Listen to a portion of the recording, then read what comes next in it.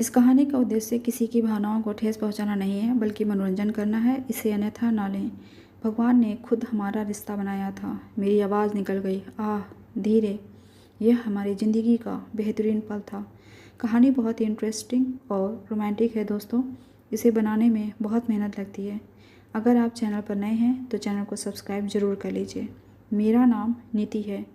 मेरी उम्र 25 साल है। मैं उत्तम नगर गाँव की रहने वाली हूँ। मेरे पिताजी गांव में एक छोटे से किसान हैं। घर की आर्थिक स्थिति अच्छी नहीं थी, जिसके कारण मेरी पढ़ाई 8वीं के बाद नहीं हो पाई। जब मैं 18 साल की हुई तो मेरे पिताजी ने मेरी शादी करवा दी। मेरे पति की उम्र 30 साल थी। मेरा पति शहर में एक छोटी सी नौकरी करता था, जिससे घर का गुजारा बड़ी मुश्किल से होता था। इसलिए मैं दूसरों के घरों में घरेलू काम करती हूँ, जिससे घर का गुजारा ठीक ठीक चल जाता था। कुछ साल पहले मेरी एक अंकल से पहली मुलाकात हुई थी। उनकी उम्र लगभग 62 साल थी। वो रिटायर थे। उनके दोनों बेटे किसी दूसरे शहर में रहते थे। मैं उनके घर में झाड़ू पोछे का काम करती थी। आंटी ज़्यादातर अस्वस्थ ही रहती थी, इसलिए कभी कभी मैं उनका खाना बना दिया करती थी, जिससे मुझे अतिरिक्त आमदनी हो जाती थी। मैं पहले दिन साफ़ सफाई के लिए जब अंकल के घर गई तो उस वक्त अंकल सोफ़े पर बैठे थे।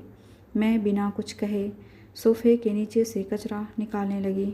उस वक्त मेरी साड़ी अस्त व्यस्त थी। मेरा उस तरफ ध्यान नहीं था। मैं घुटनों के बल बैठकर कचरा निकाल रही थी। अंकल अपनी उम्र का लिहाज न करते हुए चोरी चोरी मुझे देख रहे थे। इस बात का मुझे कोई भान नहीं था। मैं अपना काम निपटा कर वहाँ से निकल गई। पहले दिन हम दोनों के बीच कोई बात नहीं हो पाई थी, या कहो कि हम दोनों ने ही आपस में बात करने की कोई कोशिश नहीं की थी। मुझे आंटी ने रखा था, इसलिए मैंने आंटी से पूछकर ही सारे काम कर दिए। दूसरे दिन पहुंची तो अंकल ने मुझसे मेरा परिचय पूछा। मैं उनकी नज़रों को भाप गई और मैंने हंसते हुए उनकी तरफ देखा और अपना परिचय देते हुए अंकल को बताया। मेरा नाम नीति है अंकल जी। अंकल, बड़ा प्यारा नाम है।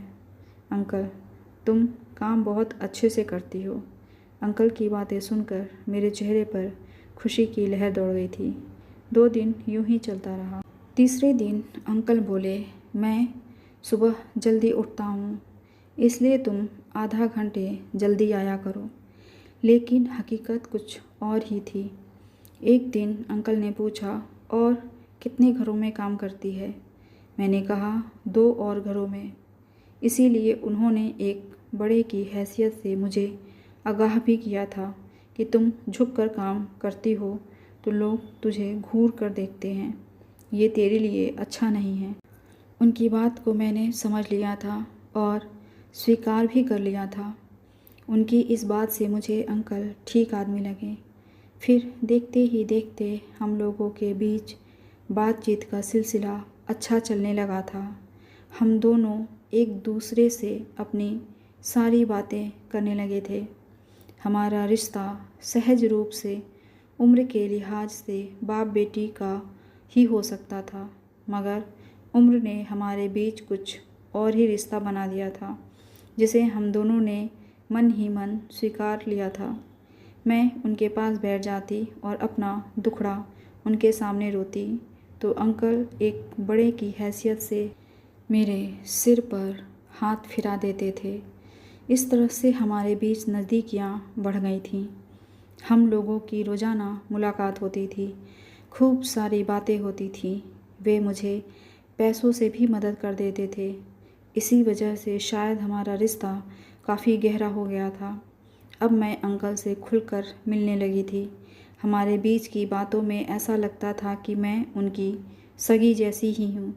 कभी कभी अंकल मुझे अपने पैरों में तेल लगाने के लिए कह देते थे तो मैं उनकी मालिश कर देती थी। मैं भी समझती थी अंकल की भावनाओं को, मगर मैं सब कुछ देखकर अनदेखा कर देती थी। फिर एक दिन अंकल ने मुझे नई साड़ी दी और दूसरे दिन उसी साड़ी को पहनकर आने को कहा, जिसे मैंने खुशी खुशी स्वीकार कर लिया था। और साड़ी पहनकर उनके घर आ गई थी। उस दिन मैंने उनके चरण स्पर्श किए थे। उन्होंने मेरे सिर पर हाथ रखकर आशीर्वाद भी दिया था। उन्होंने मुझे अपने पैरों से उठाकर अपने गले से लगा लिया था। मुझे भी उनके गले से लगकर बहुत सुखद लग रहा था। अंकल ने उसी समय अपना एक हाथ मेरी पीठ पर रख दिया। मेरी आवाज़ निकल गई, आह धीरे से।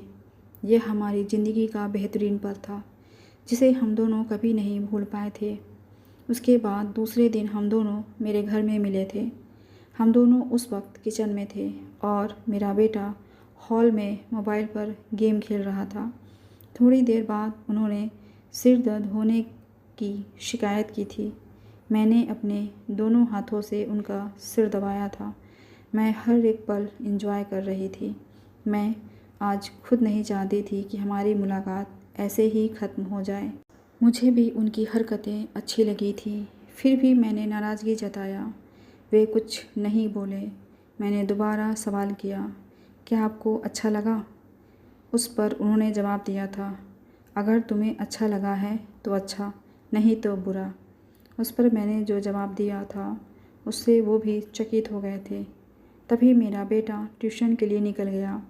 वो अपने दोस्त के साथ एक मैडम से पढ़ता था और उसे 4 घंटे लग जाते थे, क्योंकि दोनों दोस्त ट्यूशन के बाद बाहर ही खेलने लगते थे। उसके जाते ही मैंने भीतर से दरवाज़ा बंद कर दिया था। मैं जाकर सोफ़े पर बैठ गई। अंकल भी आकर बैठ गए। मैंने अंकल से सवाल किया, आप यह क्या कर रहे हो? अंकल बात बात पर नाराज़ हो जाते थे। मैं अंकल से बहुत कुछ चाहती थी, इसलिए मैंने उनसे सवाल किया। अंकल बोले, मैं तो अभी भी राज़ी हूँ, तुम अपनी सुविधा देख लो। मैंने कहा ओके। मैंने कहा आप कल 12 बजे के बाद आ जाना। उस समय तक मेरे सारे काम खत्म हो जाते हैं। पति और बच्चे सब घर से बाहर निकल जाते थे। दूसरे दिन वह मेरे घर आए तो मैंने उन्हें बिठाया और उनसे बात करने लगी। फिर थोड़ी देर बाद अंकल खुश हो गए।